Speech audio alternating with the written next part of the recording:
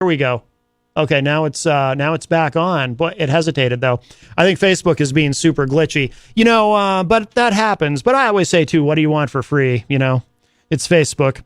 So we're gonna restart the feed. We have restarted the Facebook feed. So there's a new feed. Let me give the studio line 603-250-6007 if you'd like to join us today. Again, our guest might be late. Our first guest, Bob Hennelly. We'll see. True that I hate when that happens after I've shared it all out. Yeah, 603-250-6007 is the studio line. You can also text us at 617-917-4476. I'm on social media at Matt Connarton. You can email me, matt@mattconnerton.com. And of course, you can interact and opine in the Facebook live chat. But the best thing to do so that we can hear and enjoy your dulcet tones is to give us a call at 603-250-6007, 603-250-6007. And I do see J-Fed and Melanie are both in the new Facebook feed that we have started. So as opposed to the old Facebook feed. Yes.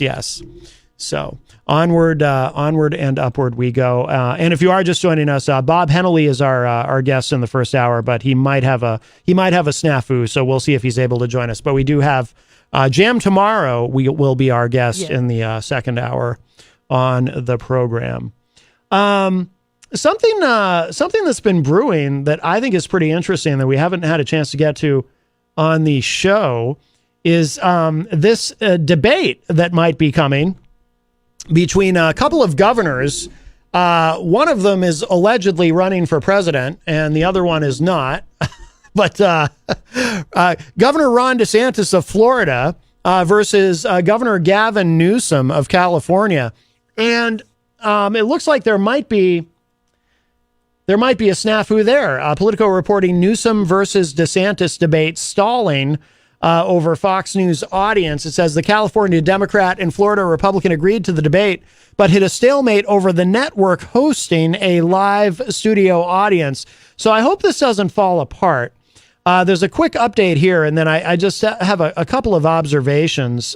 It says here, Gavin Newsom and Ron DeSantis have reached an impasse in their Fox News debate planned for November. A person with knowledge of the stalemate said yesterday, DeSantis, the Republican governor of Florida, is pushing for the face-off to occur in front of a live audience, which the Democratic California governor prohibited in his proposal to Fox News' Sean Hannity. Quote, "This is about having a debate, not a TV spectacle," unquote, the person familiar with the negotiations told Politico, narrowing the scope of the disagreement between the two camps. Newsom and aides previously derided several aspects of the DeSantis counterproposal, which included a studio audience divided evenly between them, dismissing the idea as a cheering section. Even in an age of constant televised town halls, the primetime event between the ambitious governor, who may one day make a White House bid, and the Republican candidate for president, would be unprecedented in modern politics. The question of whether to involve an audience is a significant one that can tint how TV viewers digest the Fox broadcast. CNN took considerable heat for its recent town hall with former President Donald Trump. All right, I don't want to get into all that, but that's where things stand. There's a little bit of a stalemate. I'm going to kind of skip down here. It says, Newsom said Friday in Sacramento that he had no update on the planned event when asked by reporters.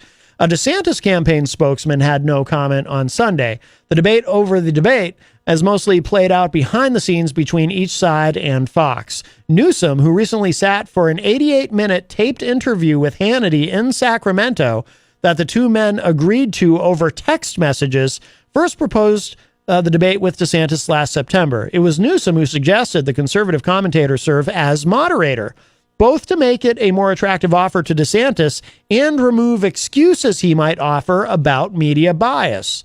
For months, the two men have gone round after round shadowboxing before the public, but never confronting each other in person. Newsom fact-checked DeSantis' campaign launch and challenged him over revisions to school textbooks.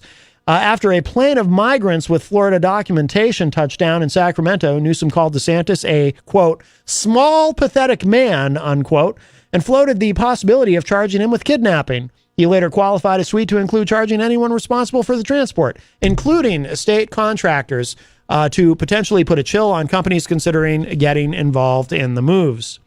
DeSantis has mocked Newsom's handling of homelessness and quality of life crimes and ridiculed California for overdoing its stricter approach to the pandemic. It goes on and on with the back and forth between the two. Again, skipping down, Politico reported in June that after months of skepticism and some mistrust between the younger governor and the president's political orbit, they found a loyal soldier in Newsom who subsequently has raised millions of dollars for their 2024 effort. Skipping down again. Yeah, okay. Well, that gets us a little bit of an update. So it may not happen, and I've been skeptical from the beginning, but it doesn't sound like you just messaged me. Doesn't sound like Bob's going to make it? No. Okay, that's okay. Another time. So what is interesting about this to me is apparently, so the White House has signed off on this, and that they are supportive of the idea of Newsom and DeSantis debating. And I think that I can see an argument from the standpoint of from the campaign, from Biden's campaign, both for and against this. So for Ron DeSantis, this is a can't lose proposition in my view, because it gets him more exposure. It's another opportunity to appeal to prospective Republican voters and so forth. For Newsom, this is also a fantastic opportunity, if it happens, to really get him exposure to a national audience of Democrats. Because when I think of these two guys on a debate stage, I think of 2028. I'm not thinking about 2024. I'm thinking about 2028. What's interesting to me is, so apparently the Biden campaign has given this their blessing, but I don't know. See, this could help Biden. It could hurt Biden. It could be a wash. Now, the way it can help him, obviously, is Newsom. If you saw, did you see any of his sit down with Sean Hannity? I did not. So Gavin Newsom, and for those who aren't familiar with him, he's been around. I think he was before he was governor, he was the mayor of was it San Francisco? He's very he came across really well. Even Patrick Bet-David on his podcast, who does not like Gavin Newsom at all, and says that he actually left California specifically because of Gavin Newsom's policies. Even PBD said that when he saw the sit down with Sean Hannity and he watched the whole 90 minutes, he said Newsom brought it. I mean, those were his words. He said Newsom brought it. He showed up. He was prepared. He's smart. He's articulate. He knows how to spin the issues and so forth. So he's a very, very talented politician, and he really showed that. And he wasn't, and again, Patrick Bet-David, not a fan of Gavin Newsom, but looking at it objectively, he said, Newsom really held his own with Hannity. And, there was a lot of buzz around that. I haven't watched the whole thing. I've watched some of it. There's a lot of buzz around it, though. Newsom does come off very, very well. A very smart, quick, polished, all the things, if you were building a perfect politician, he's all the things you would put into that in terms of ingredients. So where Newsom might be helpful to Biden in that situation where he's debating DeSantis, even though obviously DeSantis isn't going to be the nominee, but we'll come back to that. So Newsom could be helpful to Biden in terms of his ability to articulate, if he wants to talk about Democratic policies, wants to talk about accomplishments, act as a surrogate, which is obviously what he would be doing, acting as a surrogate for Biden and articulating accomplishments legislatively, so forth, whatever they discuss in the debate. Newsom will be very effective doing that. Whoops. The problem for Biden, though, and where this could backfire is Newsom could be very effective at doing that. And the reason I say that could backfire on Biden is, will Democrats see Gavin Newsom in this debate if it happens? And as they're observing how he's sharp, he's articulate, knows the issues. And did I mention he's a hell of a lot younger than Joe Biden? Will Democrats see that and observe this and say, yeah, maybe we got to get the old man out of there because we're missing an opportunity here. So I can see that potentially backfiring. It could also be a wash, and there's also an excellent chance none of this even happens. But if nothing else, it's an opportunity for both of them to kind of show up for 2028. Because Ron DeSantis, first of all, you've got a field of Republican candidates who are not going to be the nominee. Trump is going to be the nominee. We all know it. If you think any of these people are going to somehow take that nomination from Trump, you're delusional. And you might be someone who very much wants for that to happen, but it's not going to happen. By the way, I agree with you. John Hopwood says in the chat room, Newsom is running for president. I agree with you, John. Newsom is running for president. He's running for president in 2028. He's not gonna pull a knife out and, stick Biden. Okay. In my opinion, I'd be shocked. But DeSantis knows he's not going to be the nominee. DeSantis, I could say a lot of really horrible things about him. And I probably have at various points. I'm sure that I have, but he's not stupid. He knows he's not going to be the nominee in 2024. This is a test run. Ron DeSantis, look, I mean, the other Republicans in the field, they're running for a variety of, there's many reasons to run for president other than wanting to be president. Mike Pence is trying to sell his book. He knows he's not going to be the nominee. He's trying to sell his book. Senator Tim Scott, he knows he's not going to be the nominee. He wants to be the vice presidential nominee. And I think he also has a book to sell. Nikki Haley, she's running for president. Yes, but in 2028, same as Ron DeSantis. Ron DeSantis is running for president. He's not running for president in 2024. He's running for president in 2028. I firmly believe that. He knows he's not going to be the nominee. He knows that. Look at Trump.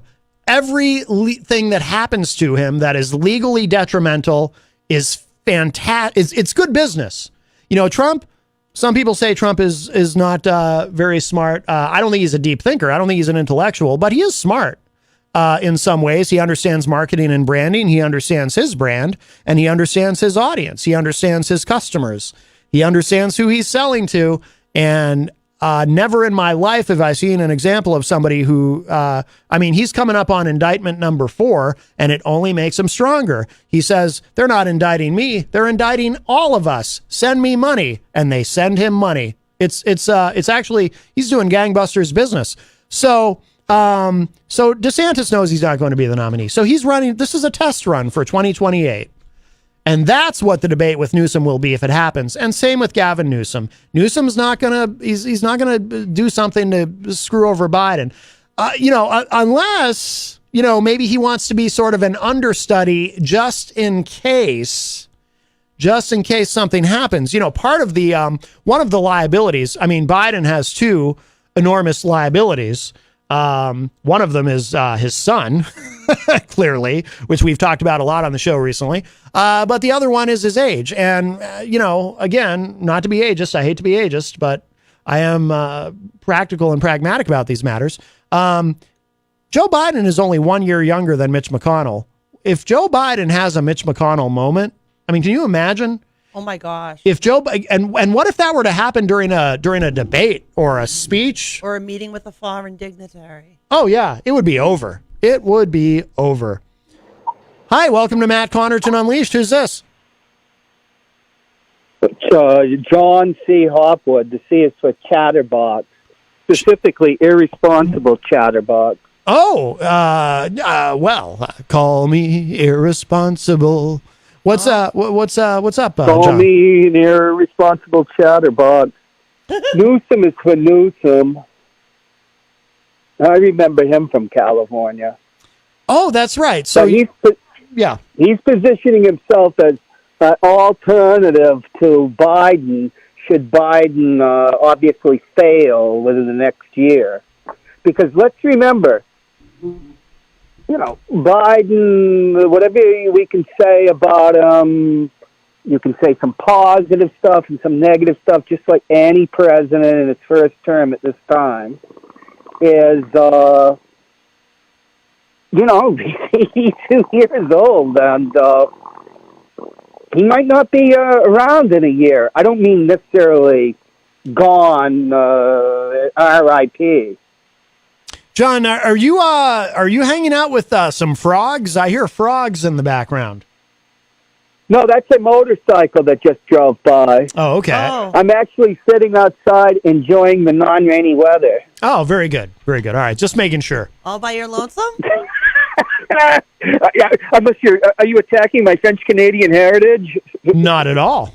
I wouldn't dare. I don't know. I thought it was more like a boiling water kind of a soundish. Boiling water? But, you having a baby? But just say Newsom's for Newsom. Is he indeed going to debate DeSantis? Well, they've hit a snag. They're supposed to debate on Fox, but they've hit a little bit of a snag. So we shall see. What is the snag? Does anybody know? Yes. That DeSantis is thinking his political career is sinking like a stone. No. I think DeSantis is all for it, but there's an issue in terms of doing this in front of a live studio audience on Fox. And why? I think Newsom doesn't want to walk into a situation where it's he's got a biased crowd against him. You mean like that is obviously true, but I think the bigger thing is he's probably getting pressure in the Democratic Party because they just announced that Kamala Harris is going to be a major part of the campaign, and she cannot be happy that Newsom's running around like, Joe Biden's self-anointed successor. Right. Well, that's there is that component to it. Yes, Kamala Harris, who obviously, as the vice president, is she's the vice president. Oh, really? Yes. Have we seen her? Jenny, you hit that one right on the nail, didn't you? Have you seen this individual as of last year or two? No, actually, just recently she was in Florida speaking out about their the little change in the curriculum there that you have to yes. You have to also teach about the positives of slavery in Florida. Yes, there are positives to slavery. Did you know this? It would never have even occurred to me, to be honest with you. I don't remember any of my history teachers. But we don't want our beautiful white children to feel badly about anything. So we have to make sure that they understand the positives of slavery. But put on a happy face. There were positives in slavery. People of African origin were introduced to the piano, and that become jazz. And white people got the banjo, which came out of a gourd-like instrument from West Africa. And unfortunately, we got hillbilly country music, and we got the worst of the deal. So, try to keep an open mind about these things. I see. It's boiling water. Every time you hear a country song and it's driving you nuts, that is a legacy of slavery. Oh, try that in a small town. I'm going to have a conversation with you. But, yeah. Later. Okay, I'll leave you on that wonderful insight. All right, John, we appreciate it. Bye-bye. All right, that was our friend John Hopwood, and the thoughts of John do not reflect the show or the station or anything like that, but interesting. Purely his own cantankerous nature. Interesting. Oh, no, he wasn't cantankerous, John, this time. Interesting insight there. Yeah. No, he was Chatterbox. Chatterbox. Yes. The studio line is open, 603-250-6007, 603-250-6007, if you would like to join us. We'll get caught up with the Facebook live chat here. Let's see. Melanie and Jay Fed are both in there, of course, from the great state of Vermont. Jenny, I see that you're in there. I'm everywhere. Scott Robinson says in the chat, in honor of the 50th anniversary of hip-hop, I was once considered the lyrical Jesse James. My goodness. Oh. I feel like that's from a song. Miriam Banish joins us in the chat and says, yay, sorry, I'm rejoicing because I'm in the room. Well, don't be sorry. We're glad that you're in the room. Very much. Eric Street joins us and says, nice seeing you the other day. Yes, I ran into Eric at the Hannaford in Bedford. Eric, it was nice to see him. I'd only met him in person once before. And Eric mentioned to me that he had once run into Peter White at the Hannaford in Bedford as well. It's a great meetup spot. Yes, yes. Carol Zaworowitz joins us in the Facebook live chat. Hello, Carol. Melanie says, when did Republicans become such a bunch of babies they are unable to have an actual debate? Well, actually, there's a debate coming up in Milwaukee, I think in less than 10 days. But I don't believe the former president is going to be there, Mr. Trump. But he has no reason to. So if a whole bunch of them get behind DeSantis, it would be safe to assume that whole bunch of who? Republicans. Just if voters or the other candidates? You mean if No, the voters. If the voters get behind them, I would assume that would mean that the Florida curriculum, such as the banning of the Diary of Anne Frank for pornography, will be spread across this great nation.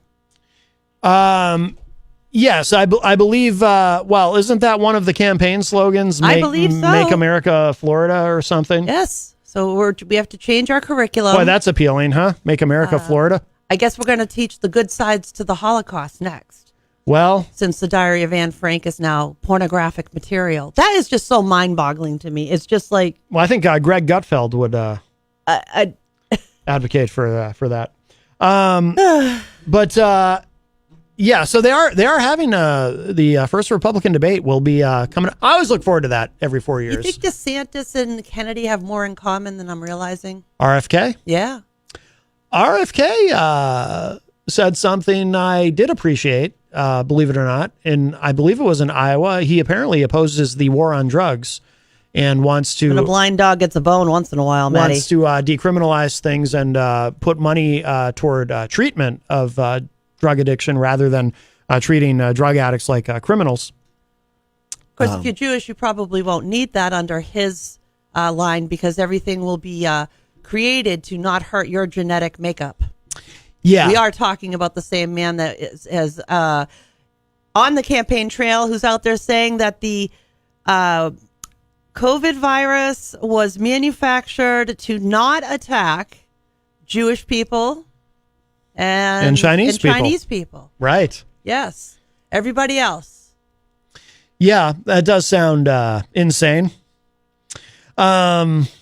Yeah. This is what we're up against. These are the people running for president of the United States. You got anti-Semitic. I don't know where to put them in the what do you say about these people? And this is being accepted as mainstream. This is not a conspiracy anymore. This isn't people being weird or whatever. These people are mainstream. Like, this is the real thing. You know, slavery is good for black people and Jews didn't get hurt by COVID. And this is the reality that we're looking at for presidential candidates. I am embarrassed to be an American when I say that out loud. Well, I'm a little more optimistic. I think that because I think that the general perception, so talking about RFK for a moment, I think the general perception is that he's a lunatic, but I think he's being used by conservatives as kind of a useful idiot because he says he buys into a lot of sort of right-wing conspiracy theorism, like, you know, about like he's an anti-vaxxer and things like that. So that he's a laser dude. So I think there are some people, particularly, you know, like Fox News, they love him, the personalities on there.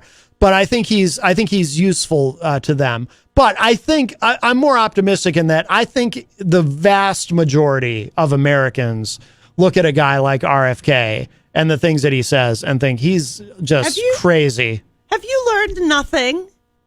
I'm sitting here looking at you in shock. Have you learned nothing from the last few years? Oh, people know that he's, would you call him a nut? Yeah, yes. People aren't going to follow a nut. Really? Really, Maddie? No, some people are. Some people are following him, but I'm just saying. I just think that the majority of people see him as a nut, Sure. and I don't see him. That makes you sleep better at night. I'll let you hold on to that one. I don't see him transcending that. I mean, he's certainly not going to be the nominee. I mean, he's trying to be the nominee of the Democratic Party. He wants to hang out with Hugo Chavez. Well, this is our reality. This is mainstream news now, right? And you don't think people are going to follow the nut? Oh, come on. Not him. He's too nutty. There's a limit. I don't think there's a limit to the nuttiness. There's no limit. I hope there is. If there's not, we're really in trouble. Finding? I'm a little more optimistic. I stopped being optimistic a little while ago. I really did. The more evidence that comes out about what Trump has done, and the more people that are still not willing to jump off that train, little piece of me goes even more every time. Melanie says in the chat room, DeSantis is so anti-LGBTQ plus. I don't think he would allow anyone to get behind him. Jesus. You got him. Very well done there. You got Matt. Let me see your cheeks. I bet they're pink. No. Let's see. I want to know what's going to happen. No. I want all of these trials to be televised. And I want to see what the excuses are to explain away some of this hardcore evidence, like video evidence. Like, I want to know how that's going to get explained away. You know, it's perfectly normal for candidates to send teams in to mess around with voting equipment during an election. That's normal, don't you know? Right. I mean, it's video. It's video. Now, we've got text messages, videos. Nothing matters. He could literally sit there and shoot somebody, like he said, and it's not going to matter. They're not going to walk away from him. Right. They're going to stick by his side. And these are the same people that are backing everything that DeSantis is doing in Florida. It's spreading. It's getting worse. That's why I don't have any optimism anymore. This insanity has just continued to grow across our nation. It's infected our schools in the most disgusting of ways. Well, Mike Doyle is on the line. Hi, Mike. Hey, Matt and Jen. How goes the battle? Good. How are you? Very good, thanks. Very good. Hey, I was just turned you on, and I just heard Jen say something about that Florida curriculum, and she's made the narrative that every left-wing newspaper has made that about the slavery and the instruction, and I don't know. It's just like the "Don't Say Gay" bill, where there's not one word that says the word "gay" in the bill, but that's the narrative that people picked up. And what it's just narrative? a little bit misleading. Excuse me. I am not misleading anyone, and I am not repeating a narrative. I am telling the exact fact. Answer this to me. You're going to argue against it. They're telling kids that something good came out of slavery. That people have Nope. People that yes they are. Yes they are. And they've taken the Diary of Anne Frank out of Florida schools for pornography. Yeah. Yeah. What's your answer to that one? Let me read the actual quote so we can have facts, not innuendo. The instructions slaves got. It says instructions includes how slaves develop skills, which in some instances could be applied for their personal benefit. Which is exactly what I just said. Exactly right. what I just said. What they're trying to say, and this was written by a black scholar of black literature, saying that such people like cooks learned how to cook out of being, they were a slave as a cook, but they learned how to cook. Some people who was that what you were taught in learned school? Skills such as sewing. Do you remember teaching? Do you remember learning that in school? Do you remember learning that in school? Were you taught in school that slaves learned to have great skills to use? Were you taught that when you were in school? Because I sure as heck was not. Neither was my son. None of us were. So what does that have to do with what we're saying? Because that's exactly what you just said. What you just read is they are teaching kids that they earned skills as slaves to better their lives. That's literally Well, first what of you all- just said, and that's exactly what I said. So I stand. Right. First of all, you're using the word slaves, meaning all of them. And in this line, it says in some instances. I don't not all slaves. care how pretty you make the front of the sentence. It's still saying that I'm reading the are- sentence to you. I think If you want to change it, and then continue with your narrative, you can do that all you want. But You literally just read to me that slaves learned valuable skills. Some slaves, never, instances. I never said that, so you can keep saying that all you want. But all right, Dude, let me read it to you. on Let me now. read it to you one more time, and then you guys can chew on Whatever it a you little need to bit or do convince whatever you yourself want. of, honey. I think it's Instruction disgusting. includes how slaves develop. This is quote. Instruction includes- Yep. includes how slaves develop skills, which in some instances could be applied to their personal benefit. You don't think that's a disgusting sentence? You find that acceptable? You truly find I that don't. acceptable? I find it a fact that It's not a fact. people who were slaves, but were learning how to cook, learning how to sew, learning how to raise crops, learning how to take care of horses, learning how to do welding for carriages. In some instances, they could apply that to it as a personal benefit. Slavery's wrong. Your turn. Don't conflate the two. Slavery's definitely wrong. Nobody likes it. It shouldn't have happened. It's part of our history. But all they're saying in this is that in some instances, that's what it says verbatim. Some of these skills they learn could be used for their personal benefit. So here's That's all it says. so here's the issue, Mike, as I see it. Go ahead. I understand what you're saying, but here's the problem in a broader sense is that there has been a movement in this country, and social media helps to propagate this stuff. There has been a movement in this country in some circles to try to kind of whitewash and downplay slavery. I'll give you an example. I've seen people on certain, and I know you don't, you're not a big internet guy, you're not a social media guy, you probably haven't listened to these different podcasts that are out there and whatnot, but I'll just give you an example. There's these sort of white nationalist internet media personalities who will, whenever the subject of slavery comes up, they'll say, well, what about Irish people? Irish people were enslaved. They were treated poorly. And they do this thing where they'll give other examples of slavery, of people being enslaved, not just people from Africa. And they'll use that as a narrative to try to downplay slavery and make it seem like, it wasn't that bad.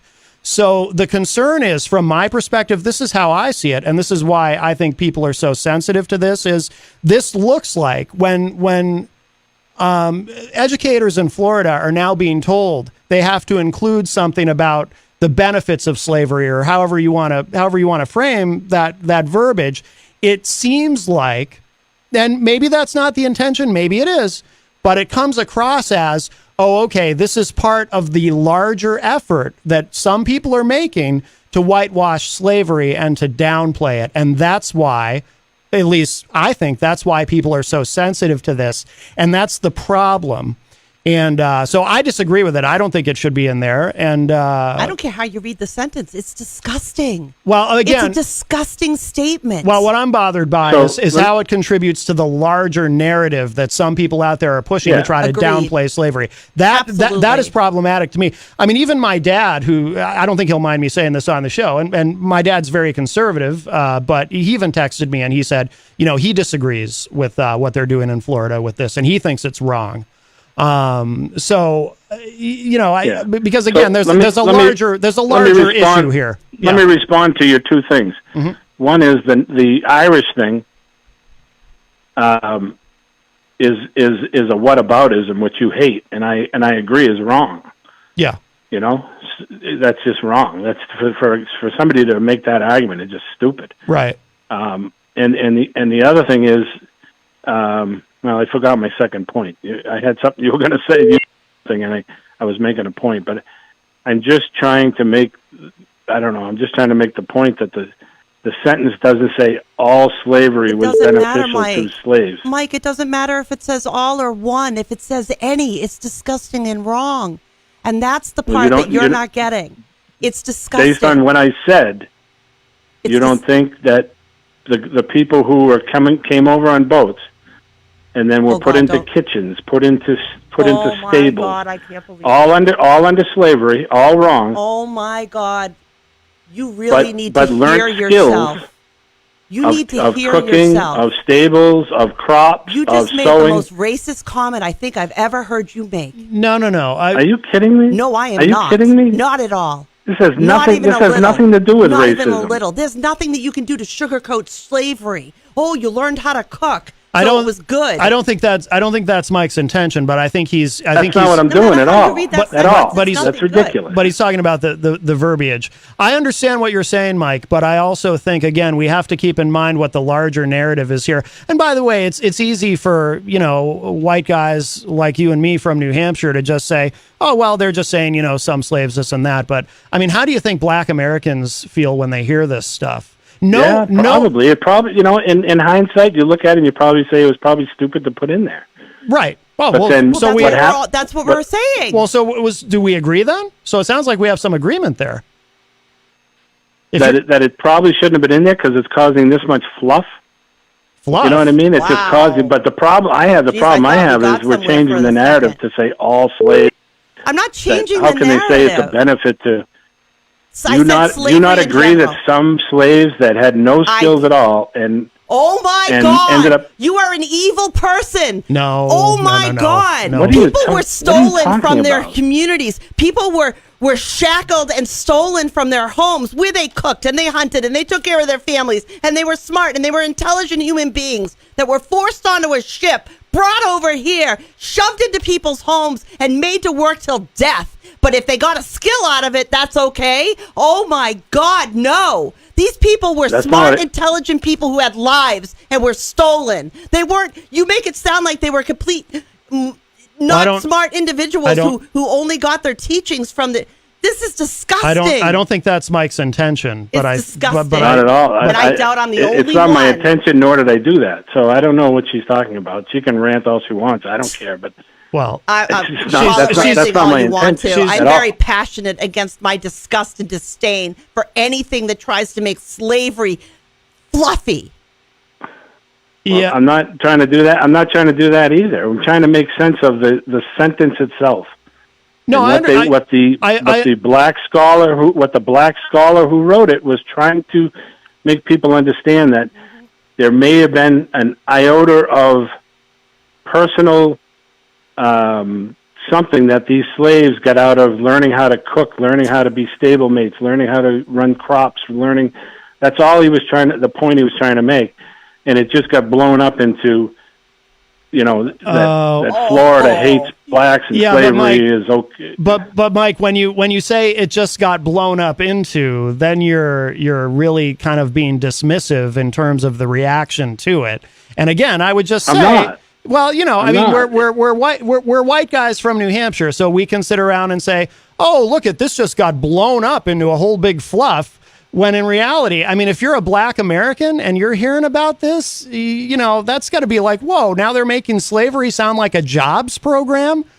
And who can blame anyone for feeling that way? But I think, we did agree, though, that it shouldn't have been in there, right? They shouldn't have put that in there. Yeah, we have some it agreement, probably shouldn't have been in there. Okay, good. The guy who wrote it, I don't know. Why put it in there if it's going to cause this much? You know what I mean? But that was his thought, I guess. I don't know. Yeah. But I was just trying to calm down the temperament of I don't know. It's Calm just they've down. taken it to a new angle, I guess. It's and not a new that's angle. the part I don't understand. It's not a new angle. They're saying that slavery had good parts. That's what I said. That's what you just read. It In the doesn't statement, matter. it says in some instances. I don't care if you say in some, in one, or in 20,000. In anything is unacceptable and disgusting. There's I feel there's a larger purpose for legislators in Florida to be okay with that. And by the way, DeSantis has tried to run away from this. He won't even take ownership of it, even though, as Chris Christie pointed out, he's the one who lit the fire with the anti-woke or whatever that bill is that he signed. But I really have a feeling, Mike, that there's a larger purpose for these legislators in Florida to be so on board with this, and it's and it worries me, and hate is something that is malignant. I understand what you're saying. Yeah, but do you see no truth in that? Some slaves, they're slaves. Don't change that. They're slaves, and it's wrong. Sure. But some slaves learnt skills. I'm not going to sign off. I'm not going to sign off on that statement. Absolutely not. You know, I think, you know, from what I know of history, I know that some slaves were given specific jobs because of skills that they already had when they were captured and forced into slavery. But I'm not going to buy into any narrative that makes it sound like a jobs program, and you know, because there's a larger plan with that, Mike, and I want nothing to do with that larger plan. Absolutely not. Yeah, I don't either. That's why when she's calling me racist, it's just ridiculous. Well, Mike, you're defending something. That's not what we're saying. That's not what I'm saying. You are defending something born from racism. That sentence I am that you not. keep reading. I am not. That sentence that you keep reading is 100% racist. 100%. Well, like I said, I'm more worried about the larger narrative that it propagates. Yeah, and I understand what you're saying, Matt. Good. I do. Good. I do. All right. But to call up and have a discussion about the actual verbiage, and then for her to call me a racist is just ridiculous. It's just ridiculous. Nice try, Bucko. I'll let you. Try. I'm sure everybody's going to hate reading now, that so I'll let racist everybody go statement on to and people. go from there. You just keep reading that racist statement to people. Keep doing it. Well, I'm not. It's I'm a not. racist statement. You were talking about it, and so I called about the discussion. And the language that you keep reading and think is just beautiful and fine and fluffy is disgusting and racist. And if you're going to keep defending a racist comment, I never said it was beautiful and keep fine. defending a I never racist said comment any of that. in your. What does that make you, buddy? What does it make you?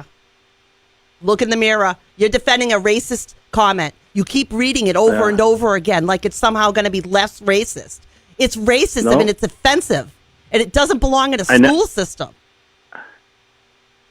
It doesn't belong anywhere in the United States. I think we agree that it doesn't belong in the school system. I think we did land on that. But to keep reading the sentence and claiming it's not a racist statement, it is. It's very racist. I never said it was not a racist statement. I can't imagine what it's like for a black mother to have to send their child to school thinking that's what the kid's going to get taught. No, I think we agree on that it's problematic. It's their school. It's definitely problematic. It shouldn't have been in there. Good. Okay. I'm glad you say that. I don't think the black scholar who wrote it intentions were to say that. You know what I mean? I don't think that was his intention. That's all. That's all I'm saying. Okay.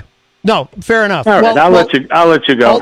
I can only be called racist so many times when I'm not. So I'll let you go. Keep saying that racist all right, Mike. sentence. Thanks for the call. Bye-bye. Just keep saying the racist sentence and see if it sounds less racist if you say it 20 more times.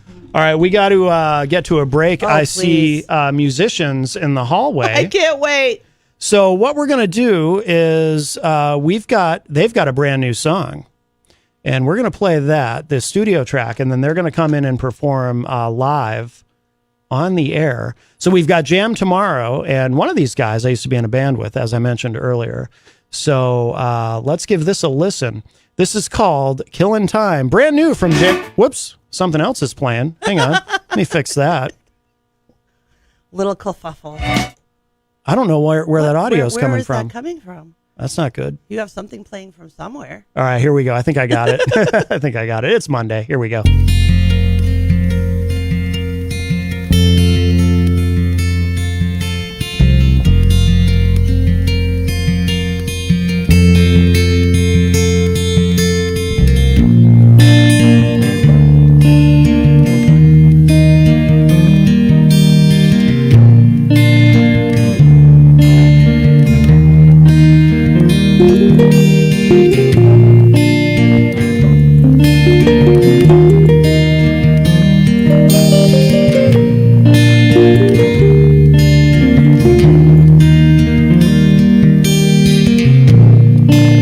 Is a song I want to tell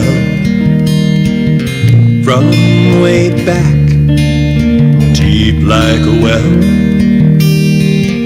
there is a song I need to say. It seems it somehow got away. I'm just killing time until time kills me.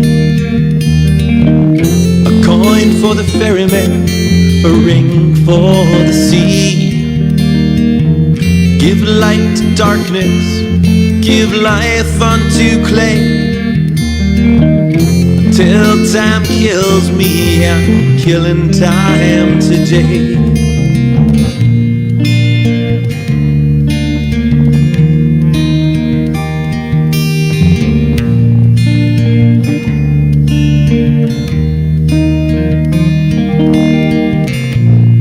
There is a story from the distant past, before the first became the last.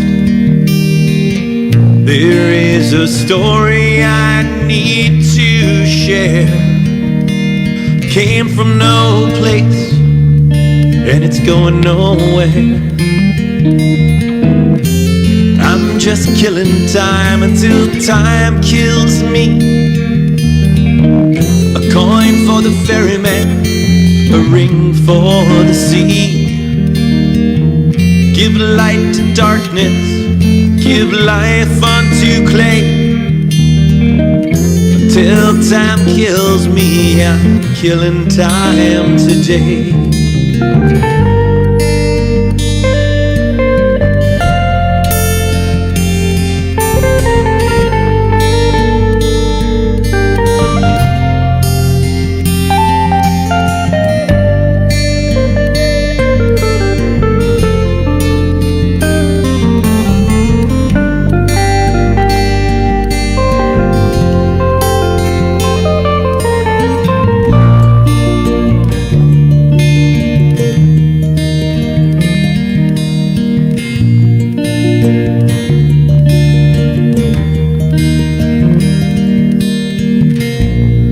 There is a message that must be conveyed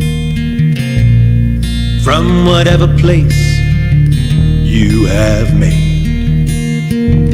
There was a message I needed to pass on, but it's gone, it's gone, it's gone, gone, gone, gone, gone. I'm just killing time until time kills me. A coin for the ferryman, a ring for the sea. Give light to darkness, give life unto clay. Until time kills me, I'm killing time today. I'm just killing time until time kills me. A coin for the ferryman, a ring for the sea. Give light to darkness, give life unto clay. Till time kills me, I'm killing time today.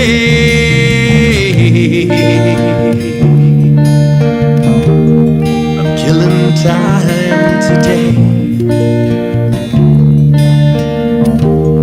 I'm killing time today.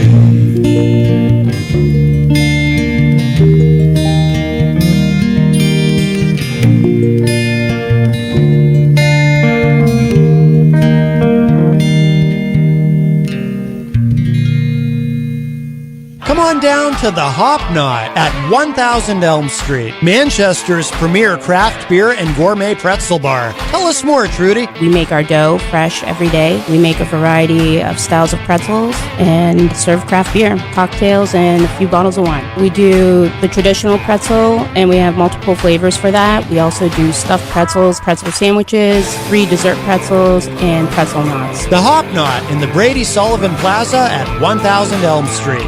Bring your kitchen to life with Queen City Cabinetry.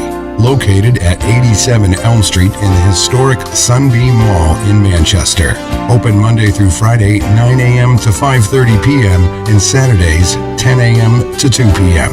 They can be reached at 603-222-2007 or on the web at QueenCityCabinetryNH.com. Come see the possibilities. Queen City Cabinetry, another proud sponsor of WMNH. Clemento's Pizzeria, family friendly, awesome for a date night. Clemento's Pizzeria. For delivery, call 603-782-8450. Clemento's Pizzeria, the best pizza in town. 1875 South Willow Street in Manchester, New Hampshire. Best cocktails around. Come in as friends and leave as family. This hour on WMNH is sponsored by CGI Business Solutions, located at 5 Dartmouth Drive in Auburn. They serve all your business needs, including employee benefits planning, corporate design and business administration, investments and wealth management, and customized business insurance solutions.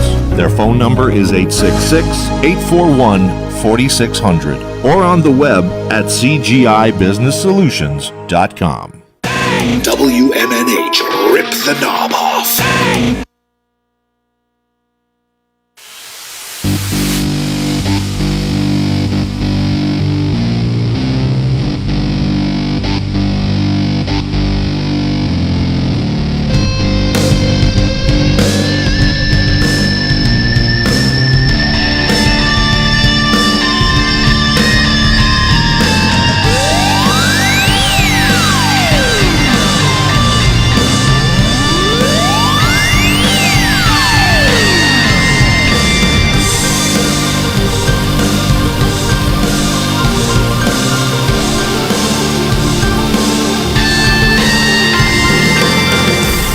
Welcome back, everybody. We are into hour number 2, numero dos of Matt Connarton Unleashed, and we are live from the studios of WMNH 95.3 FM in glorious downtown Manchester, New Hampshire. Also on Comcast Channel 6 if you're in Manchester. And hello to all of our online listeners across the nation and around the globe. You can go to my website, mattconnerton.com, for all of your live streaming options, social media links, contact info, show archives, etc., etc. Today is Monday, August 14, 2023. Jenny is here at the news desk. Present and accounted for. And we've got a great band here with you. So I'm going to introduce Michael Haupley Pierce. How are you, sir? You said my name right. You've already warmed my heart, my friend. Well, you and I were in a band together, so I probably should get your name right. I appreciate that. I'm really happy to be here. This is long overdue. It's been too long since we've had fun together. Yeah, it's great to see you, man. Great to see you, and I love the song there. Thank you. That Killin Time and your new project, Jam Tomorrow. And what I would like you to do, sir, if you wouldn't mind, is I'll let you introduce these other two gentlemen who I'm meeting for the first time today. I'd be happy to do so. So joining me on my far left is the amazing Mark Vadney on 6-string acoustic and occasionally electric. He and I started the band kind of as a COVID project, really just try to not go crazy and sit 6 feet apart and still make some music with people and deal with the madness that was happening 3 or 4 years ago. And not too long thereafter, we started playing gigs, and we very shortly thereafter drafted Gary Smith, who's sitting in the middle. Gary handles bass and 8-string, sometimes 12-string. Mark sometimes is on 12-string as well. I'm only ever on the G-string. It's about all I'm good at playing. It's always at a tune. Always at a tune. The G-string. I feel like I've heard that joke before. I'm sure you have. I'm sure I have. I'll probably use it again next today. time. Yeah. So we started playing together, I don't know, probably 2 years ago, doing mostly what I would call hokey singer-songwriter covers. Started expanding that a little bit more, working on originals, and we're now at a point where we have, I think, 25 originals. Wow. Ready to go. We just recorded the first one, which you guys were kind enough to debut for us. Yes, we really the world appreciate radio that. premiere. Yeah. Woo! Yeah. Great stuff. And we've got more to record behind that. We've got a really cool engineer that we're working with, and we're really happy to make some more of that happen. Outstanding. By the way, Mike from Queen City Cabinetry, Mike Pelopita's in the Facebook live chat and says, good to see Michael. Good to see you, my friend. He was an old customer, old friend of mine. Yeah. He's mentioned you. And of course, Queen City Cabinetry, one of our great sponsors here at WMNH. Well, listen, do you guys want to play something for us? And I'll ride the faders a little bit. We can't really, no way to do an off-air sound check, so to speak. But I'll do my best with the mixing. But yeah, what do you want to play? Yeah, so we've got a bunch of originals lined up for you. We tried to kind of pick a smattering, both stylistically and subject matter. Yeah, I'm a little overly intellectual in my lyrics, self-admittedly, and these guys are amazing musicians. This is a song about the triumphs of the tarot deck. So this is sort of a psychedelic visual journey through the 21 triumphs in the place of the Fool, taking the journey itself, and how that's kind of all of us. So this one's called 22. All right.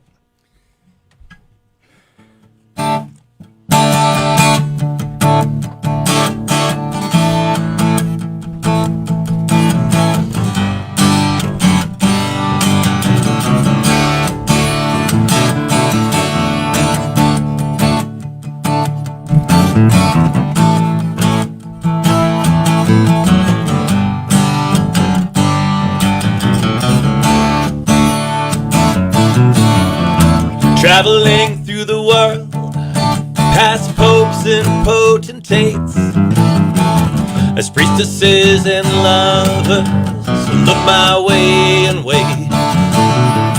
But the one with the way to the world is in my chariot, and that magician might become, yes, just a fool who's fraying at the edges. Got my bag, I got my dog, I'm stepping off of ledges. As the cards are dealt, I see I'll always break the rules. Carefree, don't care for me, I have to play the fool, I have to play the fool.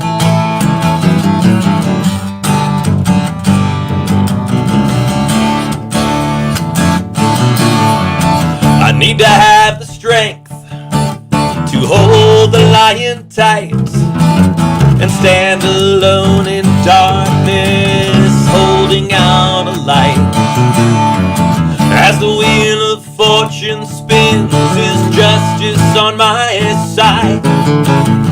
As they hang me upside down, my hands behind me tied.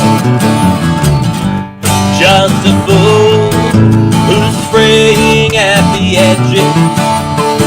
Got my bag, I got my dog, I'm stepping off of ledges.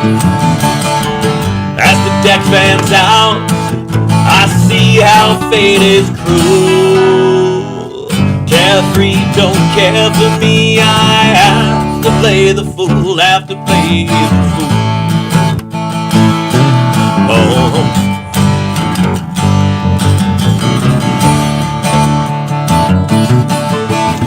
And I smell death, unmistakable. A man upon the water, one glass empty, one glass full. As the devil binds me in chains, I can see the tower fall. But I avoid the lightning, somehow escape it all. Just a fool who's fraying at the edges. Got my bag, I got my dog, I'm stepping off of ledges. As the cards rain down, I'm drowning in the pool. Carefree, don't care for me, I have to play the fool, have to play the fool.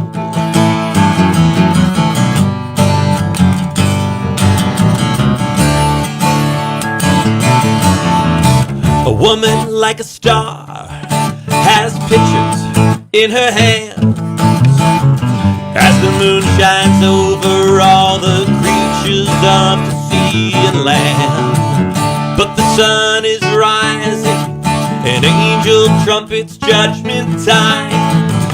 The world is out if we can only climb. Just a fool who's fraying at the edges. Got my bag, I got my dog, I'm stepping off of ledges. As the house of cards burns down, I see I'm just a fool. Carefree, don't care for me. I have to play the fool, have to play the fool. Oh, oh. 22,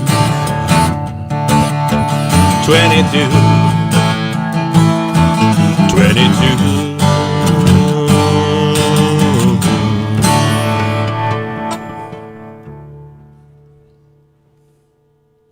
Very nice. Thank you. Very nice. If you're just joining us, Jam Tomorrow is here with us live in studio on Matt Connarton Unleashed. And if you have any questions or anything for the band, 603-250-6007. The studio line is open. 603-250-6007. Just make sure you get in between songs because they are going to play some more stuff for us, and really looking forward to that. Mike from Queen City Cabinetry says, very good. Yes. Yes. Thanks, brother. Appreciate that. And yeah, these guys are going to be here with us for the rest of the hour. And of course, you can also interact and opine in the Facebook live chat. And you can text me at 617-917-4476. But the best thing to do, of course, give us a call at 603-250-6007. Where does the name come from, by the way, Jam Tomorrow? So, as you know from us having been, so Matt and I were in a band together 13, 14, 15 years ago. We were in a band called Chemical Distance, which you can still find some stuff if you dig not too deep onto the interwebs. I think 12 years ago, more like, right? I think the first album dropped maybe 10, 11? Yeah. Somewhere in that time. COVID caused a lot of time distortion. It still does. Really still got did, the long COVID. Yeah. So I'm a nerd, and I'm a book nerd, and I'm a big Lewis Carroll fan. And Lewis Carroll actually had a phrase in Through the Looking Glass that was said by the Red Queen, where they're at a tea party, and Alice says, "Can I have some jam?" And the Queen says, "Jam tomorrow, jam yesterday, but never jam today." Ah. And it's sort of a play on the Latin for to be, I am. Okay. Because I is J, if you remember from Indiana Jones, when he's stepping on the stones. Yeah. And we were having trouble, Mark and I, kind of lining up our rehearsal dates at the beginning. It was always like, "Oh, can we jam today? No, maybe we can jam tomorrow." And so then it sort of became jam tomorrow. So it's sort of multifaceted, but at its root, it's sort of that. Yeah, and so yeah. there's always a play on Lewis Carroll, and we've got a bunch of references to that in our music for sure. Gotcha. By the way, I've played Red Queen's Race by Chemical Distance Right, so on it the show. obviously goes way back. Yeah. I fascination. tell everybody that's our hit. Yeah. If we'd had one, it would have been that. So when did this project start? So it started out with you and Mark, right? The two of you. And yeah, I mean, Mark and I had done actually a project with Otto. If you remember, the engineer that we did our first album with did a Christmas album, and they were looking for a Christmas song, a hokey Christmas song. So Otto and Mark and I actually did "Christmas for Cowboys" from a John Denver Christmas album that he actually covered from somebody I'd never heard of. Oh wow! Once again, probably like 12-ish years ago. And then just reconnected, realizing how close we lived, and started playing. And then just through sort of mutual acquaintances, Gary kind of got sucked into the mix, and it's sort of like there was no looking back from that point. Yeah. I'm really fortunate to have these amazing dudes to play with. Yeah, no doubt. Now, so Gary, how long have you been in the band?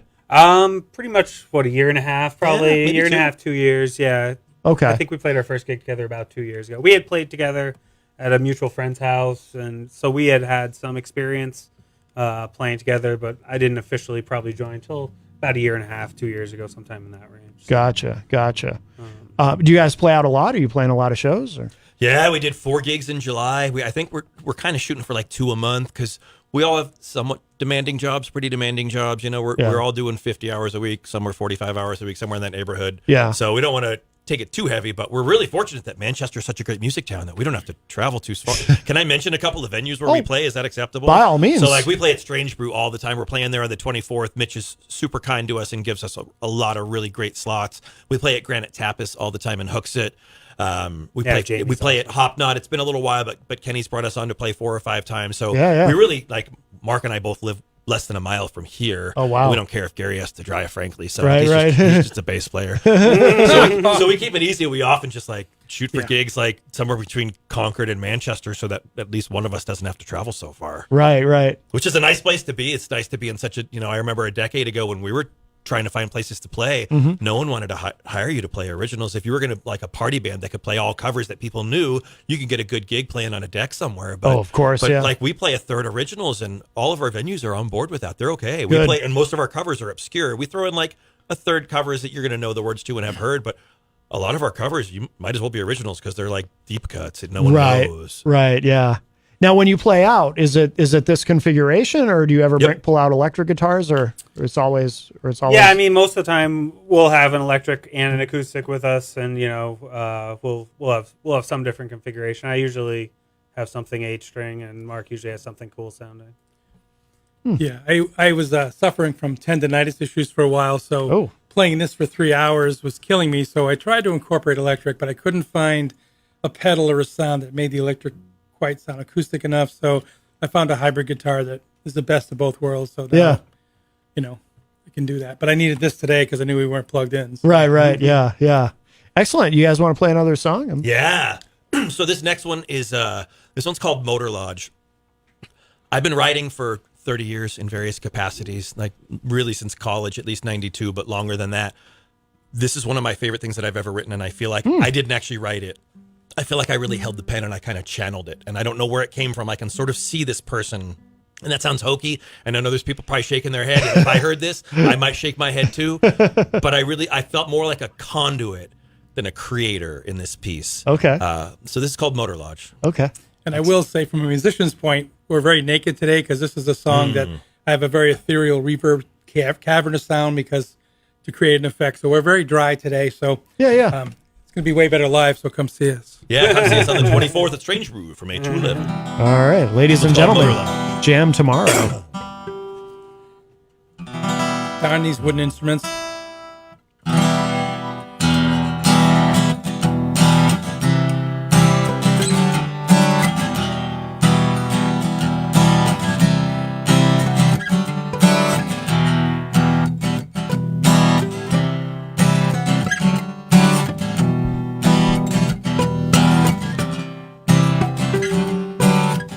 Sometimes I think you don't even hear me. Sometimes I think I don't want you near me. Sometimes I think I'm missing your touch, but then sometimes I don't miss you so much.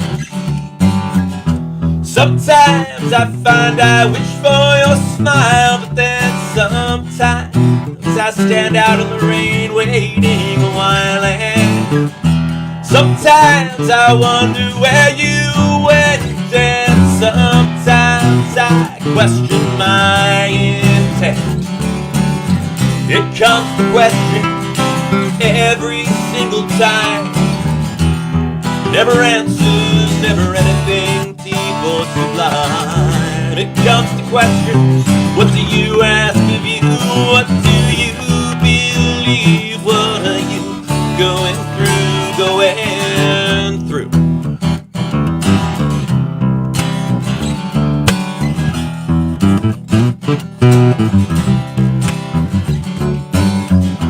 Oftentimes I don't remember the moment that passed. Oftentimes I can't distinguish the first from the last.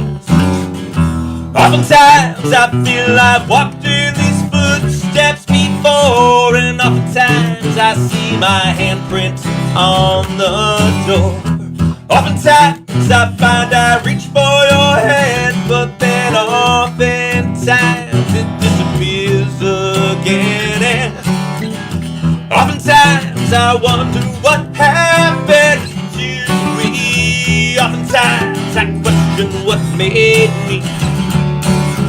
It comes to question every single time, never answers, never anything deep or sublime. It comes to question, what do you ask of you? What do you believe? What are you thinking is true?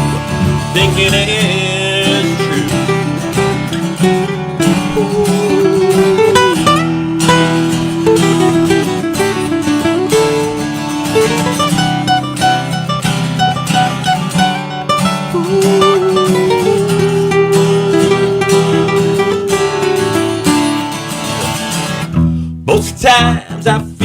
I've lost myself in the past. Most times I fear I've let the wrong moment last. Most times it isn't me in the mirror at all, and most times I can predict my fall. Most times I don't know what went wrong, and most times I can't believe I'm singing this song. Most times I don't know how this will end, and most times I question what's round and bend. It comes to question every single time. Never answers, never anything deep or sublime. It comes to question, what do you ask of you? What do you believe? What are you gonna do? Gonna do? Gonna do? Gonna do? Gonna do? Gonna do?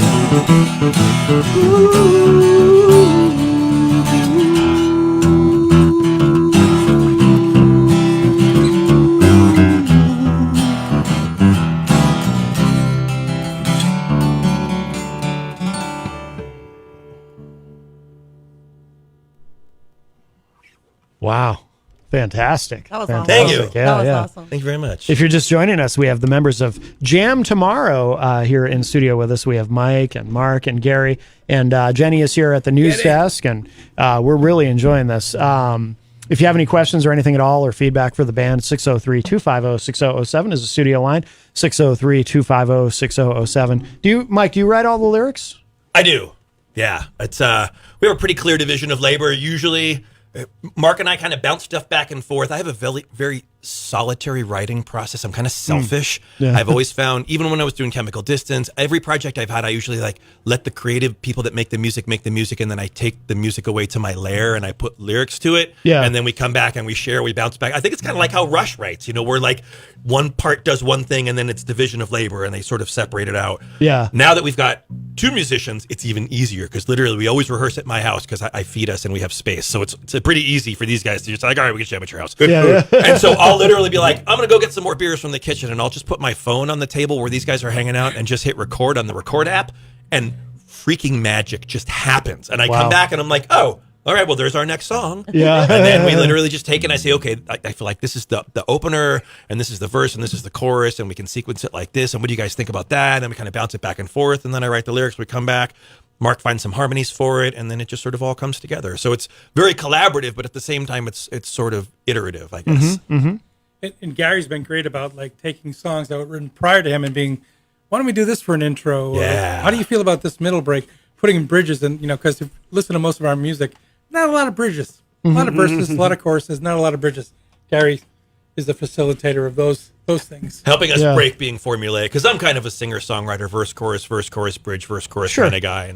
And I think Mark and I, we're writing in 4/4. We're writing within a sort of, a BPM range that's sort of somewhat predictable, and Gary absolutely helps us sort of break those, I'm get a little jazzier 70s, 80s blues rocker, so I do think formulaic too much, but it's natural. I'm old, though. so it's natural. I mean, there is an established sort of format that we all fall into with it. But that's, it's there for a reason. That's what just sounds pleasing to us as humans, And it's comfortable too. And I think for us, it's like, we don't want to fight with the mechanism. Right. We really just want to get to the place where we want to be and do our thing. And sometimes just falling into 4/4 at 105 BPM, in a chord progression that we're sort of comfortable with. It's like, okay, well, we can tell a story here. Like, we already know the terrain.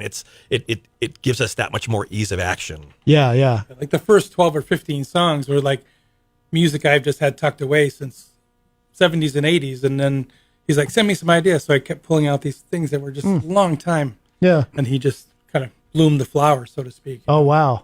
That's cool.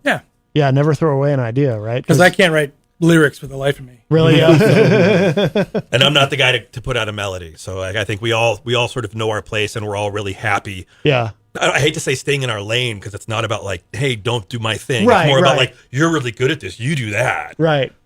Well, if it works, it works. Yeah, it does. Yeah. You guys want to play another song? I'm dying to hear another one. Yeah, we got a bunch more. So this next one is actually the first song that we wrote. This is definitely a COVID song. it starts with a chorus instead of starting with a verse, just because we felt like being unconventional. This one's called Falling Into Place. This was definitely inspired by going to see Sean Mullins outside of Tupelo Music Hall when COVID first started and they moved his show from inside of the concert to the outside of the concert. We're huge fans, and if I can give a quick 30-second story, we actually went to see him up 2 hours north in Bethlehem like a month ago. Mark and his wife drove home after the show. We were trying to get an autograph. Couldn't get anyone at the theater to get us an autograph. My wife and I stayed at a local B&B. Wake up in the morning because the sun's just streaming into our room. So like 7 o'clock in the morning, we're showered, packed, ready out the door, which is really unconventional for us, especially after a late show. Yeah. And it's a tiny little B&B with 7 rooms. And I walk out into the hallway and there's this guy walking around with a paper cup of coffee looking a little lost. And it's Sean Mullins. No kidding. And he's like, I would say after Paul Simon, and that's a tall order, he's my number 2 most inspirational favorite in my heart songwriter. And he's right there. Oh my God, what are the odds? And I looked at him and I said, dude, you were amazing last night. He's got this beautiful baritone. He just goes, oh, thanks, you were there? And I'm like, yeah, that's why I'm here. He goes, do you know where breakfast is? And I said, yeah, it's in that room right there. If you just sit down, they said a waitress will come over. I said, Sean, would you like some company? He goes, yeah, that'd be really nice. And my wife and I sat down with Sean Mullins and had breakfast with him for an hour, and I didn't ask him like creative questions or music questions. We talked about life on the road because I've been on the road for sales 20 years. So like, I didn't fanboy on him until the very end, and then I got pictures and got like autographs from Mark and I. But we're huge Sean Mullins fans, and I feel like this song was very much his zeitgeist was still sort of like pushing us to write our first song when we came out with this. Oh, that's so cool. So this one's called Falling Into Place. All right.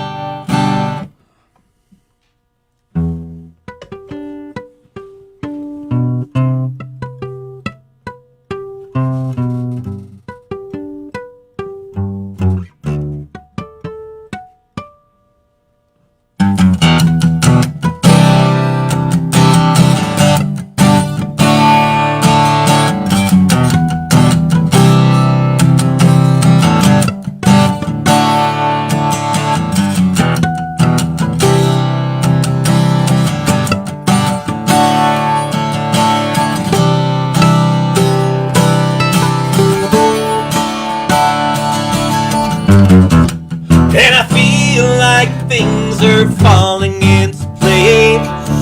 And I feel like it's the end of the Red Queen's race. And I feel like the stars are gonna change, because I feel like this was all just rearranged. As we move from hugs and handshakes, we must remember how our souls ache. As we move from confidant to confident, we must remember how our souls pay rent. And I feel like things are falling into place. And I feel like it's the end of the Red Queen's race. And I feel like the stars are gonna change, because I feel like this was all just rearranged. And people take too much pride in the way they pick their side,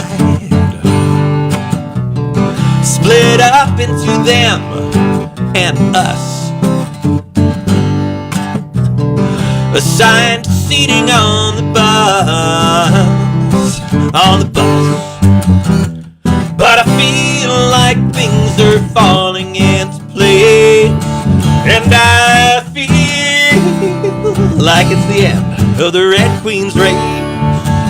And I feel like the stars are gonna change, because I feel like this was all just rearranged.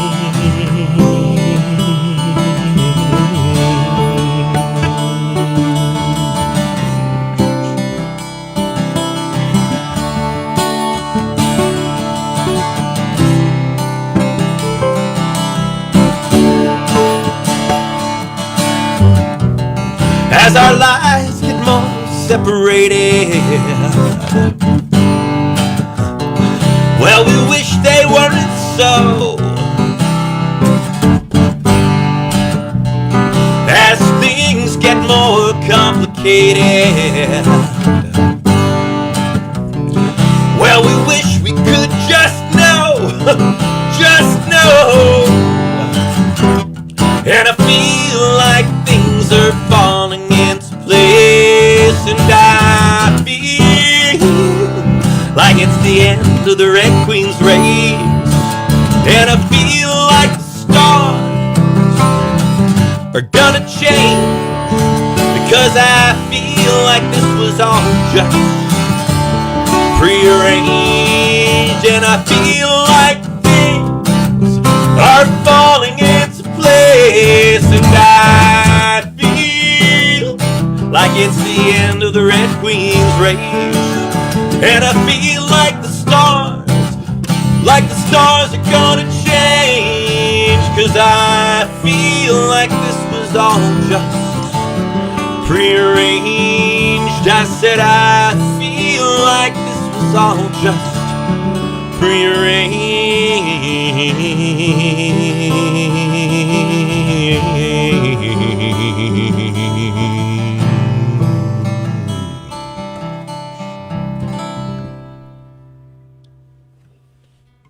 Oh, that's my favorite Wow. so far. That's That's my awesome. favorite. I love that. Thank you. I hope that's one of the ones you're recording. Eventually, we hope they all make it. Like, these Yeah. are definitely next in queue. Yeah. We got two more that we slated. If we have time for a third, we can break it. But everything Oh, that no, you're going to we hear have time. today, Oh, no, we got time. yeah, everything you're going to hear today will definitely make it to the engineering booth in the next, hopefully, 6 months or so. Yeah, good. Our guy's local. He's a professional. He's actually touring with Badfish right now, running their sound live. Okay. He's got a home set up. He's what's the name? Barnwood Studio. Board's House Production. Board's House, yeah. Okay. Totally wrong. Yeah. Roots to create. He does Roots to Creation. He does Badfish. Oh, okay. Very good. Very good. By the way, Gary, it occurred to me, I don't think I've ever seen an 8-string guitar in this room before. I think you're the first one to bring one in. I'm glad to break the seal. Yeah, yeah. You should see his electric. It's actually got frets. What do you call those frets that are just they're like true temperament frets. So in the none of them are straight. They literally Really? each fret shifts at each string, and it's like an asymmetrical lightning bolt. It's crazy, but it's got Really? this beautiful true tone. Yeah. Wow. Oh, Yeah, no and this kidding. is a Bartolex 8-string nylon, so it's a and it's fan fret. It's fun. It was the first thing that got me into 8 strings. My old guitar teacher. No kidding. Yeah, sold it to me, and it's it's awesome. Have you met a lot of other people who play an 8-string? It seems not really. I mean, some like people in the crazy metal world, they like to go 8-string. Yeah. And then, I have a jazz background, so there's some like jazz guitarists who like to do like walking bass lines with Yeah. this. So that's why I got it from my teacher. He has a host of 8 Oh, and wow. 10 and weird amount of strings. So, Yeah. And do you finger pick everything? it's a mixture. Like that song, I was doing a lot of finger picking. Some Yeah. of the other songs, and the next song, I think I do a lot of picking. So it's a Okay. it's a mixture of both. Yeah. But I've played nylons a lot of my life, so it's even though this is the widest neck you've ever seen, it's really not too bad. Yeah. It's like a meme. Right. Mark, do you always pick, or do you ever finger pick? Or? I do a mixture of both. I do have Okay. some of our originals that are all finger picking. Oh, but, okay. I mostly facilitate the rhythmic portion of what we do. Yeah. It gives Gary freedom to fill in all the holes with taste. Yeah. Tasty licks. Yeah, absolutely. Yeah. So mostly, strumming. Okay. All right. Yeah, you guys want to play another Yeah. one? Capo 5. What is it? Capo 5. Oh, yeah. All right. So this is Mark. Another reason. These are amazing humans. I cannot stress enough. This is the project that I've been waiting to do my whole life, and I'm glad I've done every project I've done. But this is the one that I've really been waiting for.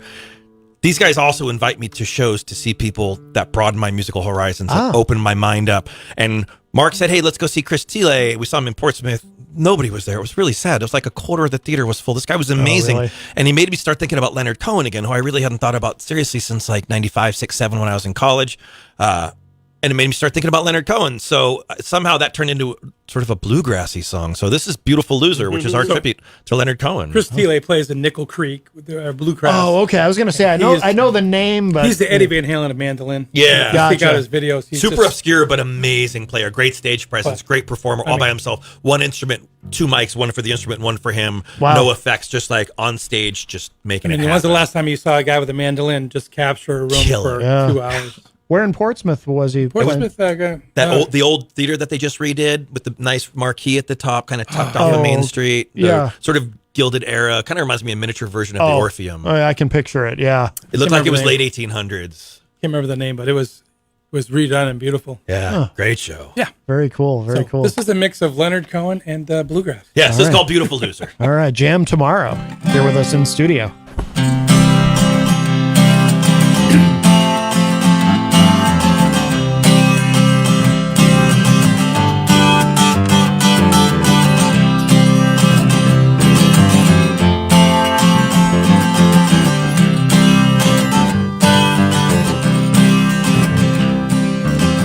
Big hole in the fabric of space and time, like I had $1 and I needed a dime. I've been to both ends of the Mississippi, from the Minnesota highlands to the New Orleans ocean. She grips me, and I don't know what happened to me between feeling life and living free. Keep walking towards where I think I might be. Yeah. God is alive and magic is afoot. Some things just won't stay where they're put. Reinvention tainted by previous intention won't save us from those things we just can't mention. And I don't know what happened to me between feeling life and living free. Keep walking towards where I think I might be, yeah. To the bread.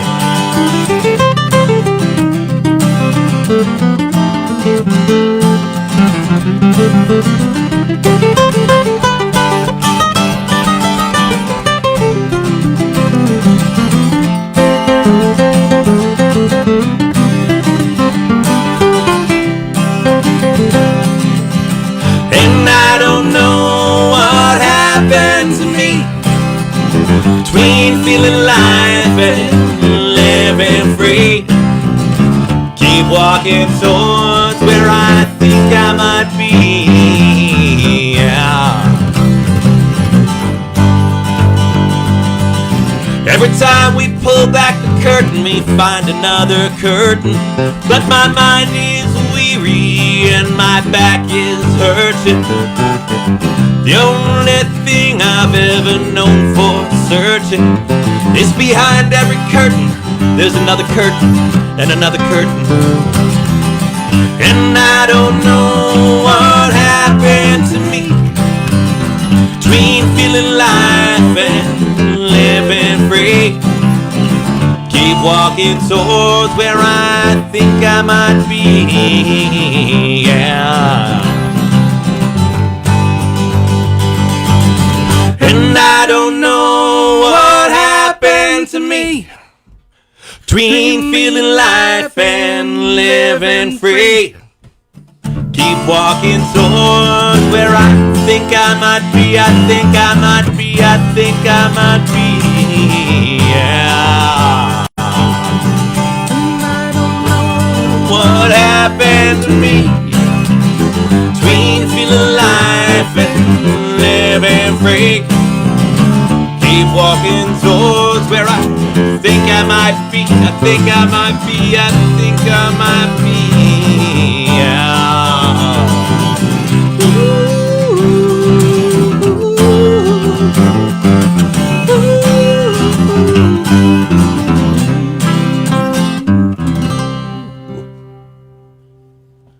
Nice. That's a new ending for us. We just really? worked on that our last rehearsal. Yeah, the whole acapella piece and then switching out. So that was awesome. Thank you. That was our first time I think we've ever done that live. Yeah, it was a surprise hearing the two of you singing together because you hadn't done. Tell anybody, they'll expect it all the time. Mark does harmonies on like 25% of our songs, but we haven't developed a lot for our originals yet. Yeah, no, that sounded really good though. Thank you. Really good. Absolutely. And it's funny too, Gary. During that song, that was when I really like watching you. That's when I really got it. As far as the 8th string, it was like, oh, I get it. Mm-hmm. You know, because you're playing guitar and you're playing bass at the same time. Effectively, it was like he just switches modalities like mid. Yeah. Which you did on the other song, but with that song, it was like, oh, I get it. Yeah, I really get it. Yeah. It transfers even more on electric, because then he'll hit a button and he's doing a soaring distortion solo. Yeah. Where not so much on this. And then it sounds like a B3 on the next effect. Oh, that's sweet. I like that. I'm a sucker for a Hammond. Ham and cheese. You guys want to do? So you got one more, right? We got as many more as you want. We got one more that we practiced for this, and we could throw another one in if we got time. Yeah, we'll see how the time is, but we can definitely get one more in. For All sure. right. So this next song, this is written about my wife's cousin. She passed away about 20 years ago doing some piecework in the Middle East. Oh wow, really? Yeah, you can Google. Her name's Rachel Corey. There's probably more information than you want to know. Frankly, it's a tragic tale all around. It took a long time for me to write this. Her journals were actually Alan Rickman from Snape. Actually took her journals and wrote a one-woman play called My Name is Rachel, I believe, or Let Me Stand Alone. And that toured briefly in New York and then off Broadway. We went to see it a couple of times, once in New York, once here in Boston. And a lot of the lyrics from this and most of the chorus actually come from her journals. So I kind of tried to stitch it together and make it a cohesive narrative, but the majority of the content from the song actually comes directly from her journals right up to the day before she died. Okay. Wow. Heavy song, but it's a story that needed to be told. It took me about 15 years to have the courage to put it down. And what's her name? Rachel Corey? Corey. Okay. Yeah. All right. Yeah, she was 23. I think. Wow. I mean, we could have done probably 10 verses, but we pared it down to so it's 4. It's still a 7-minute song, but yeah. So this one's called The Whole Wide World. All right. Jam tomorrow.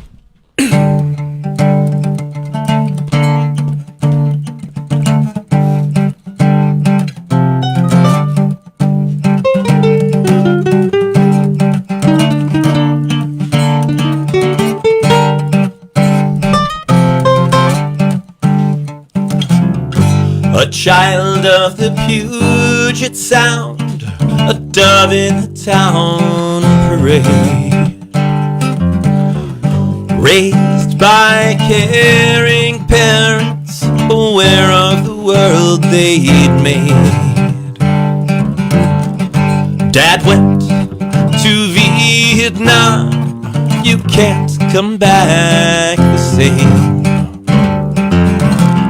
I grew up with his sense of calm and a burning flame. Let me stand alone at the edge of the earth and look at it honestly. Maybe my world swirls around me, but one thing is stationary. If the words I use buzz away from my lips meaninglessly, let them hang in the air for a while and look at them honestly. My name is Rachel.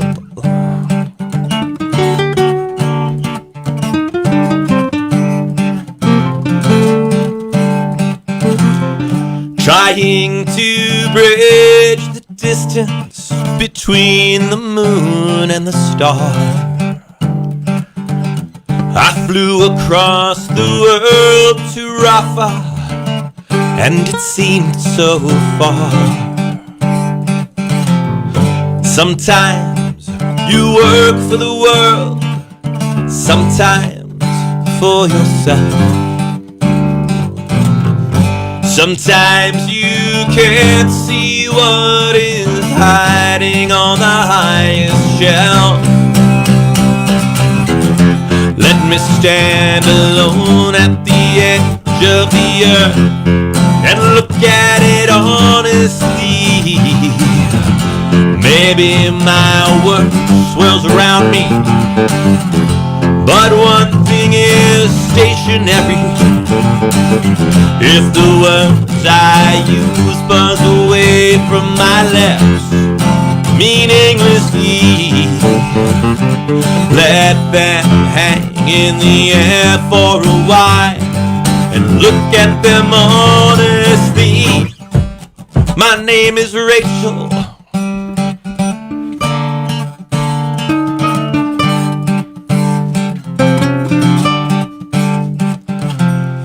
Houses demolished as the war rages on and on. Machine gun fire at sunset, mortar blasts at dawn.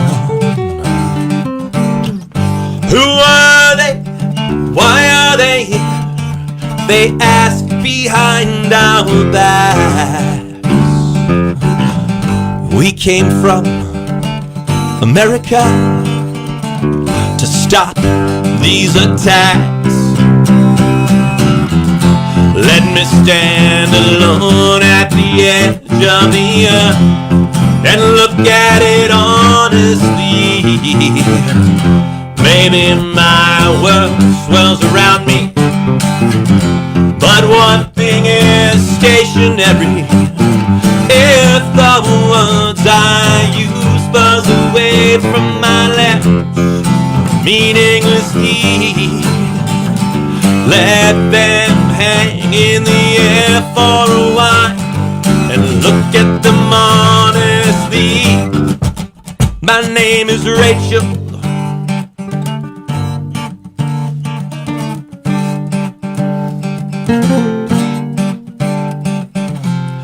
Greeting people, happy, beloved, showing love.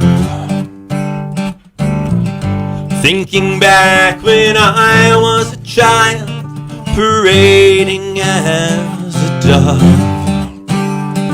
We have to protect the water wells, need water to survive. Building towards this moment, I have never felt so alive. Let me stand alone at the edge of the earth and look at it honestly. Maybe my world swells around me, but one thing is stationary. If the words I use buzz away from my lips meaninglessly, let them hang in the air for a while and look at them honestly. My name is Rachel. My name is Rachel. My name is Rachel. My name is Rachel.